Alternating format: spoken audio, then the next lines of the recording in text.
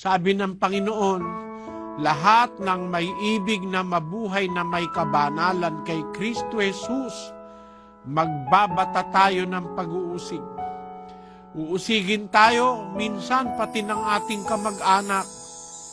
Uusigin tayo pati ng ating mga kaibigan, ng mga dati nating kasamahan sa trabaho, sa relihiyon, kaopisina at sa kahit ng sinong mga taong kakilala natin. Darating po ang pag-uusig. Meron pong pangako ang Panginoong Hesus sa 16 ng Juan. Ang sabi niya ganito sa versikulo 33. Ang mga bagay na ito ay sinalita ko sa inyo upang kayo'y magkaroon sa akin ng kapayapaan.